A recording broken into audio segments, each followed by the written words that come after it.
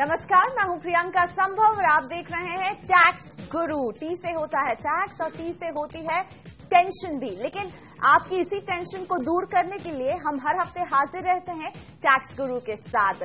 Tax से जुड़ी सारी मुश्किलों को आसान बनाते हैं सुभाष लखोटिया जी, यानी कि हमारे टैक्स गुरु, और जिनके लिए मैं हमेशा यही कहती हूं कि टैक्स से जुड़ा शायद ही कोई सवाल होगा जिसका जवाब हमारे टैक्स गुरु के पास नहीं होगा। तो लेंगे आपके सवाल, लेकिन उससे पहले आपको बताते हैं आज किन खास टॉपिक्स पर रहेगी हमारी नजर। पता करेंगे कि वसीयत बनाते समय गवाहों का होना कितना जरूरी है और बगैर गवाह के क्या वसीयत माना जाएगा या नहीं। जानेंगे कि खेती की जमीन पर मिला एडवांस जब्त करने की स्थिति में कैसे बनेगी टैक्स की देनदारी, और पता करेंगे रिवर्स मॉर्गेज स्कीम के बारे में, क्या है इसके फायदे और इनकम टैक्स के लिहाज से किन बातों का आप ध्यान रखें।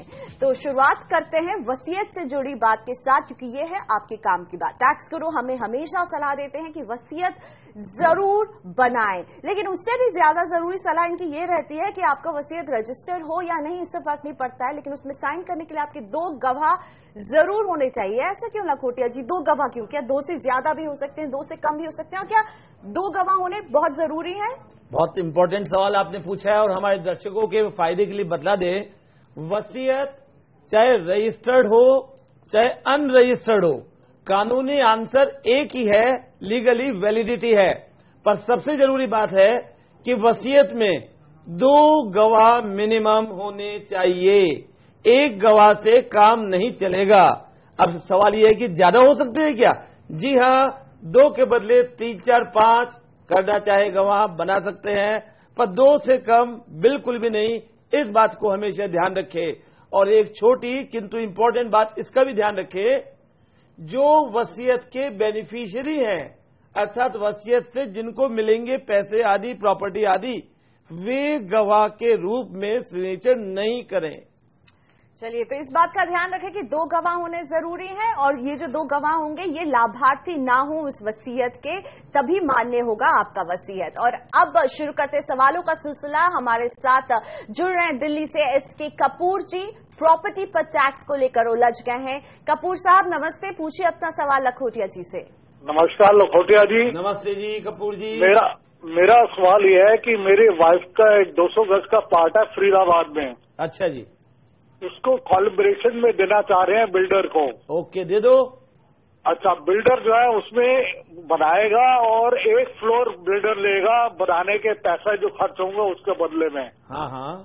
मेरा सवाल है कि इसमें हमारी देनदारी क्या होगी? 2 फ्लोर हमें मिलेंगे, 1 फ्लोर वो रखेगा? बड़ा सिंपल आंसर है। आपके पास केवल प्लॉट है, बनाने के पैसे नहीं है। अरे भाई, अगर पैसे ही होते अपने पास तो हम बिल्डर को ही क्यों देते? तो हमने बिल्डर को अपना प्लॉट दे दिया, उसने पूरी 3 मंजिल 4 मंजिल जितनी अलाउड है लीगली उतने फ्लोर बना दिए। आपने बिल्डर को कहा कि भैया तुमने पैसे लगाए हैं, 1 फ्लोर तुम रख लो, बिल्कुल ठीक है, और बाकी फ्लोर आपके हो गए। इस अवस्था में आपके कैपिटल गेन्स टैक्स की लायबिलिटी नहीं आएगी। क्यों नहीं आएगी?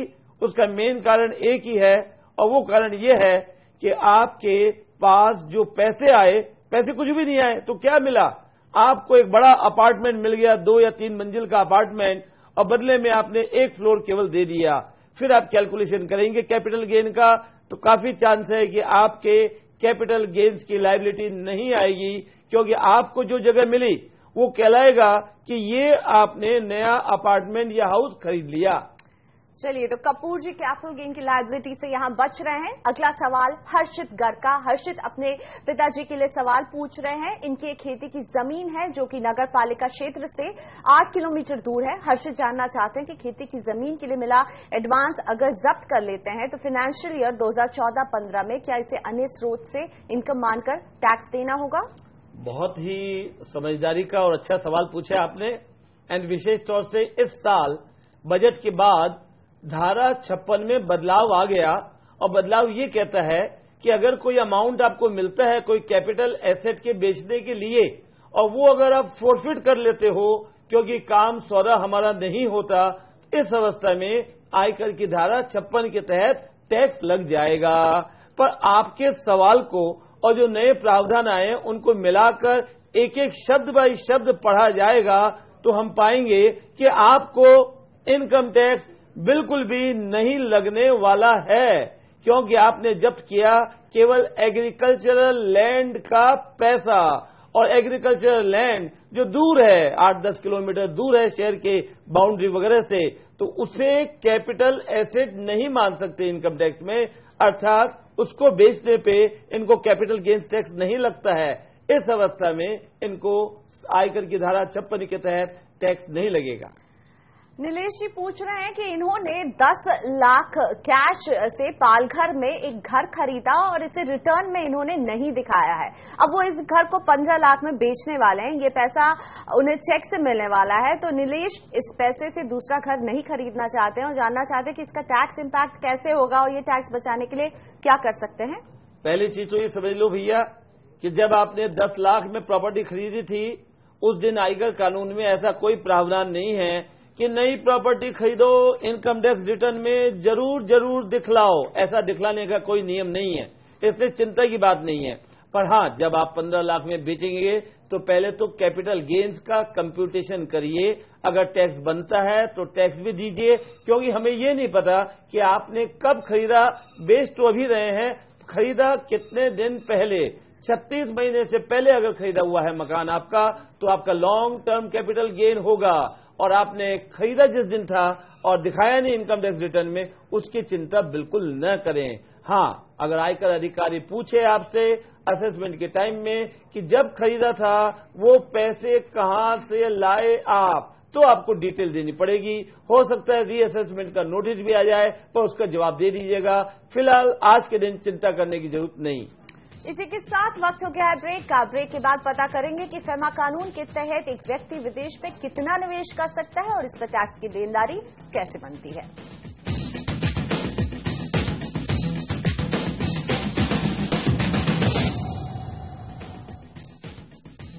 Welcome back. आप देख रहे हैं टैक्स गुरु, जहां टैक्स से जुड़े आपकी सारी टेंशन को दूर करते हैं हमारे टैक्स एक्सपर्ट। और आज हम टैक्स गुरु से समझते हैं कि फेमा कानून के तहत अगर एक व्यक्ति विदेश में निवेश करता है तो इस पर क्या लिमिट होती है और लखोटिया जी इसकी टैक्स की देनदारी किस तरह से कैलकुलेट होती है। पहले हमारे दर्शकों को बता दें, पहली बार 2004 में रिजर्व बैंक ऑफ इंडिया ने विदेश में लिबरलाइज्ड इन्वेस्टमेंट स्कीम लाई, और इसके तहत अलग अलग वर्षों में अलग अलग लिमिट थी कि कितने रुपए आप विदेश ले जा सकते हैं। एक समय तो ये मैक्सिमम लिमिट $2 लाख प्रति वर्ष हो गई थी, फिर कम हो गई, वर्तमान में $1.25 लाख प्रति फाइनेंशियल ईयर है। इसका मतलब है कि हम इतने रुपए के अमाउंट को बैंक के थ्रू, बैंकिंग चैनल के थ्रू विदेश में डॉलर पाउंड आदि में लगा सकते हैं, इन्वेस्ट कर सकते हैं, वहां पर इससे प्रॉपर्टी खरीद सकते हैं, शेयर खरीद सकते हैं, म्यूचुअल फंड खरीद सकते हैं, पर लॉटरी बिल्कुल नहीं खरीद सकते, ये ध्यान रखिएगा।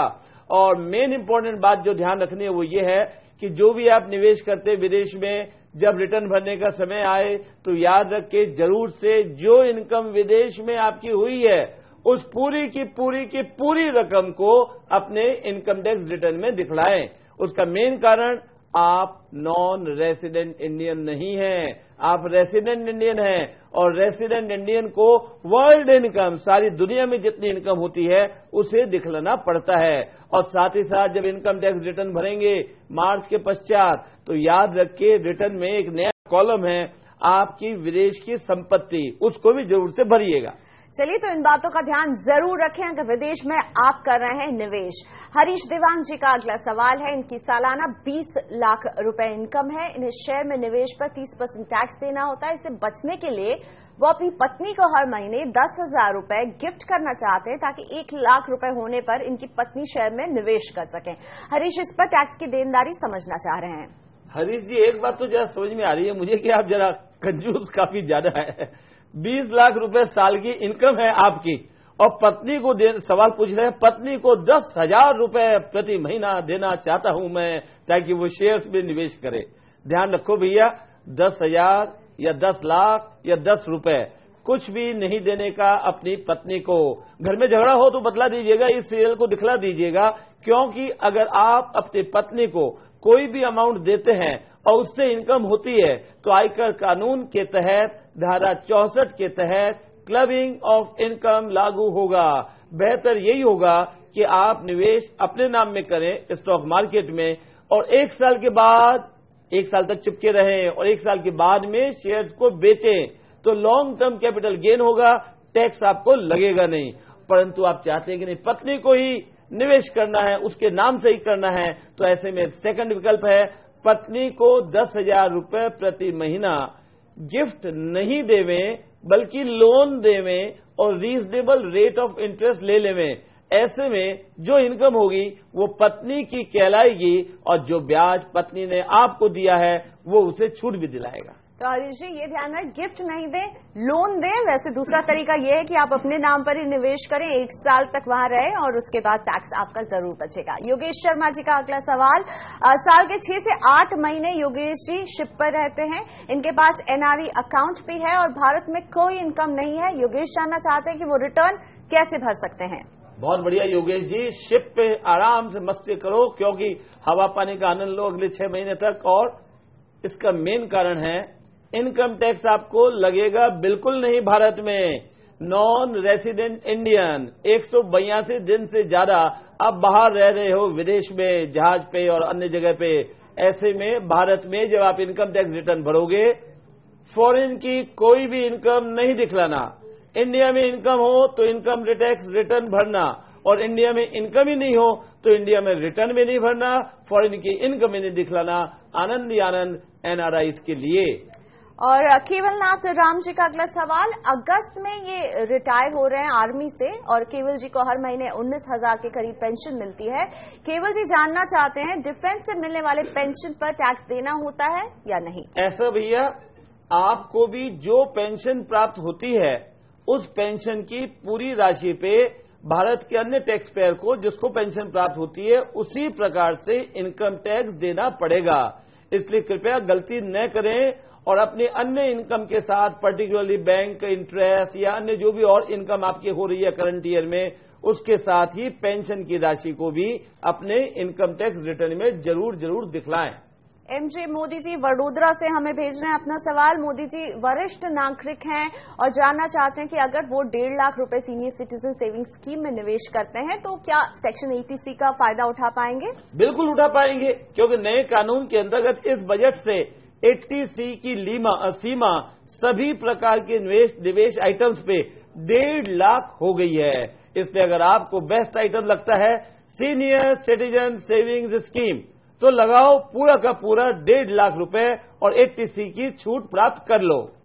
और अब दूर करते हैं केशव जगताप जी की परेशानी। घर खरीदने के लिए अपने भाई को ये पैसे उधार देना चाहते हैं। केशव के भाई इस लोन पर सेक्शन 24 के तहत छूट लेंगे। केशव जानना चाह रहे हैं कि क्या ऐसा कर सकते हैं और क्या ये कानूनी तौर पर सही होगा। साथ ही केशव ये भी समझना चाहते हैं कि वो लोन पर कितना इंटरेस्ट लें अपने भाई से। वाह भाई वाह केशव जी, बहुत बढ़िया बात। आप अपने भाई को लोन दे रहे हो प्रॉपर्टी लेने के लिए, दे दो। कितना दूं? जितना आप चाहो। कितना ब्याज लूं? जितना आप चाहो उतना ही ब्याज लो।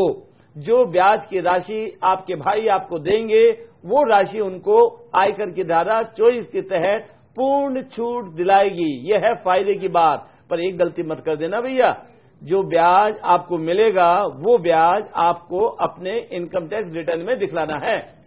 वक्त हो गया है ब्रेक का और ब्रेक के बाद सीनियर सिटीजन दर्शकों के लिए लाए हैं एक अच्छी खबर। जानेंगे क्या है रिवर्स मॉर्टगेज स्कीम और इससे वरिष्ठ नागरिक कैसे उठा सकते हैं फायदा।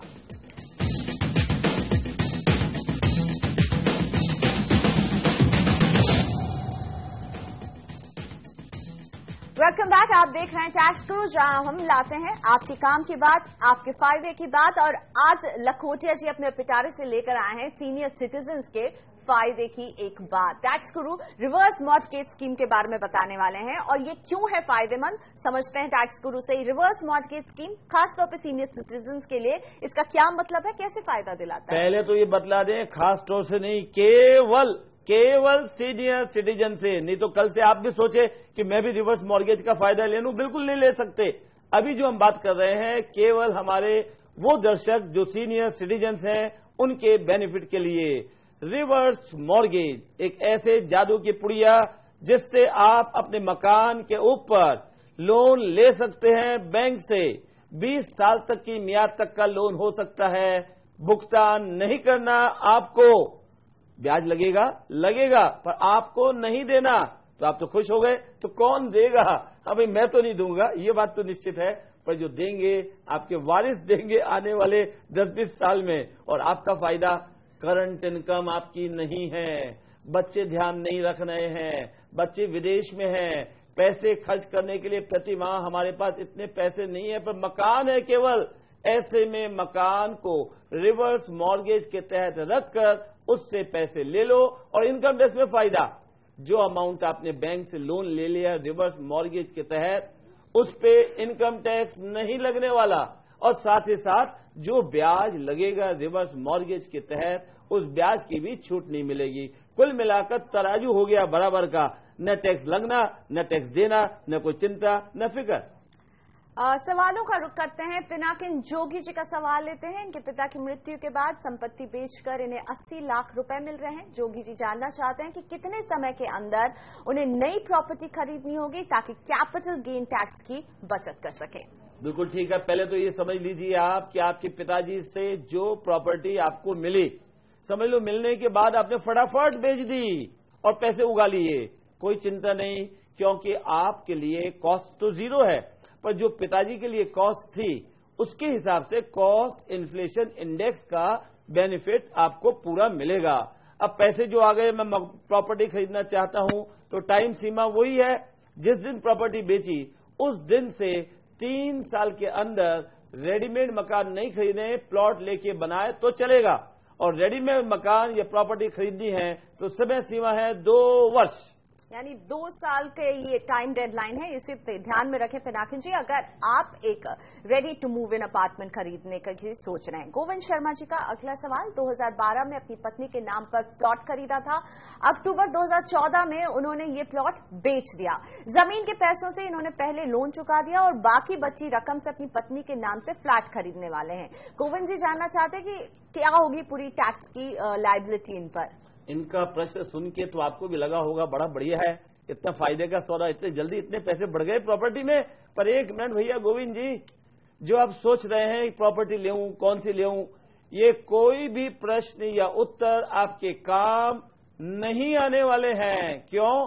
क्योंकि आपने जिस दिन खरीदी प्रॉपर्टी और जिस दिन बेच दी, उस दोनों का पीरियड का गैप है 24 महीने केवल।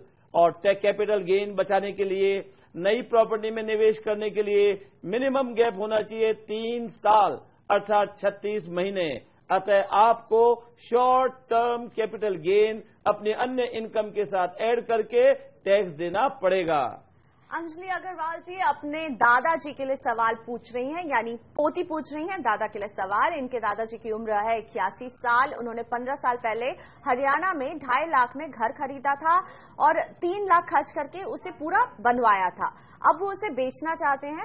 अंजलि जानना चाहते हैं कि अगर घर बेचने के बाद वो दूसरी प्रॉपर्टी नहीं खरीदते हैं तो क्या उन्हें टैक्स देना होगा। साथ ही अंजलि पूछ रही हैं कि अगर घर की कीमत 40 लाख है और ये पैसे उनके दादाजी परिवार के सदस्यों में बांट देते हैं तो क्या पैसे मिलने पर उन लोगों को टैक्स देना होगा जिनके बीच ये पैसे बांटने की सोच रहे हैं। अंजलि जी बहुत अच्छी बात है, आप दादाजी का प्रश्न यहाँ पर लेके आ रहे हैं। That shows your great love and affection for your दादाजी। पहले बात बतला दें कि दादाजी ने खर्चा किया, मकान की जमीन ली, उस पर बनाया, रिनोवेशन किया, पेपर्स वगैरह अब इतने पुराने हैं नहीं है पता नहीं है, पर टैक्स का बेनिफिट आप लूज नहीं करना चाहते, कॉस्ट इन्फ्लेशन इंडेक्स का बेनिफिट भी लेना चाहते हैं दादाजी के लिए। इस अवस्था में आप एक गवर्नमेंट अप्रूव्ड वैल्यूअर से वैल्यूएशन रिपोर्ट बना लीजिए ताकि आपको परेशानी नहीं हो। अब अंदाज अगर करीब 30 लाख रुपए तक अगर आप मकान बेचते हैं दादाजी, तो इन्फ्लेशन इंडेक्स की वजह से टैक्स बिल्कुल नहीं लगेगा, और 40 लाख में बेच देते हैं तो थोड़ा टैक्स लगेगा। अब बात अपने पिताजी की, चाचा ताऊवादी की, उनको अर्थात दादाजी से पैसे मिले अपने बच्चों को प्रॉपर्टी बेचने के बाद, तो दादाजी पहले कैपिटल गेन दे देंगे, उसके बाद जितने पैसे जिसको चाहें उनको दे दें, उस पर किसी प्रकार का टैक्स। चलिए, धन्यवाद लखोटिया जी इतने सारे सवालों का जवाब देने के लिए। उम्मीद करते हैं कि टैक्स से जुड़ी आपकी जो उलझन होगी वो कम हुई होगी। लेकिन कोई सवाल है जो आपको बार बार परेशान कर रहा है, भेजिए हमारे पास। आप SMS के जरिए भेज सकते हैं सवाल। डीजी लिखकर स्पेस दीजिए, अपना सवाल और नाम लिखकर 51818 पर इसे भेज सकते हैं। आप हमें ईमेल कर सकते हैं tax@moneycontrol.com पर, और ये पता जो आपकी स्क्रीन पर दिख रहा है इस पर भी भेजिए अपने सवाल। तो आज टैक्स गुरु में हमें यही इजाजत दीजिए। अगले हफ्ते हम फिर हाजिर रहेंगे आपकी टैक्स की टेंशन कम करने के लिए। नमस्कार।